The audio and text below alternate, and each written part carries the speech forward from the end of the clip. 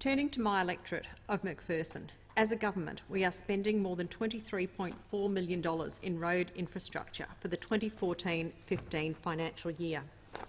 One of the major road projects to which the government has committed more than $111 million over the life of the project is the M1 Nerang to Robina widening, which will have a huge positive impact on both my electorate and the Gold Coast region.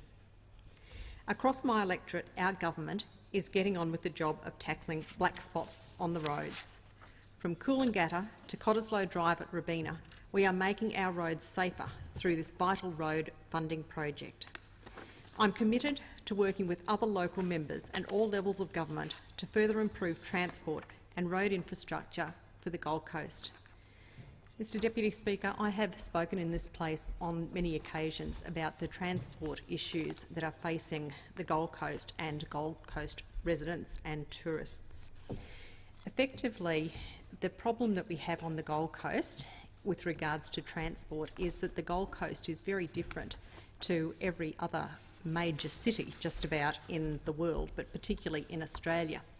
Instead of having a central CBD where all of the road and transport infrastructure emanates from to the outer suburbs, the Gold Coast has evolved from a number of small villages that over time have developed and joined together. So the Gold Coast is effectively a long coastal strip.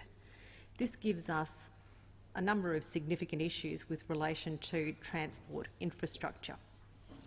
We have really three opportunities available to us on the Gold Coast, and they serve somewhat different purposes. We have the M1, which is going through an upgrade process now, interchange by interchange.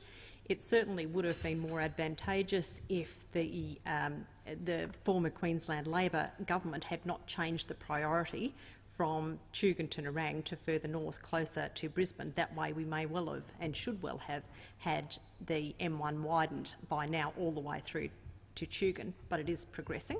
So we have the M1. Secondly, we have the heavy rail, which currently terminates from Brisbane at Varsity Lakes, still perhaps 3 stations away from the airport at Coolangatta. And we also have the light rail, which at this stage has very limited capacity on the Gold Coast and terminates south at Broadbeach, which again is a long way from the airport at Coolangatta.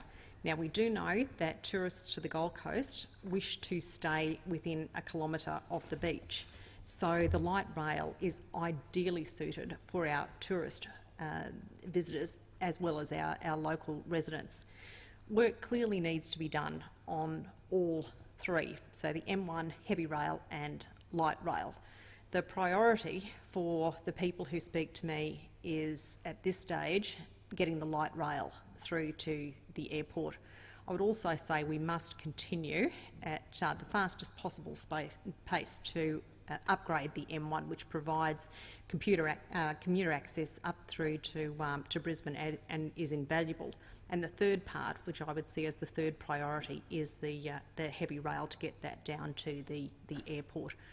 We, of course, cannot ignore the fact that the Gold Coast is developing westwards, and we need to make sure that we have good transport links to the east and to the west to make sure that we are looking after the best interests of our residents on the Gold Coast.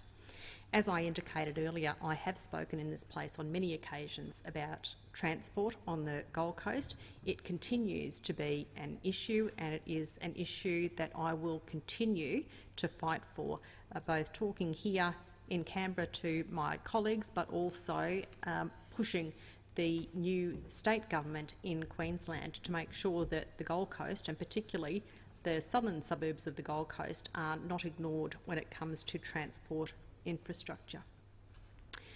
Mr Deputy Speaker, can I say in conclusion to the naysayers and those with constant negativity, we are, as a government, getting on with the job of good government, and we see very little by the way of real positive policy alternatives coming from those sitting opposite. We are a government that is responsible, sensible and united in our commitment to clean up the mess left by those opposite, and united in delivering a better future for all Australians.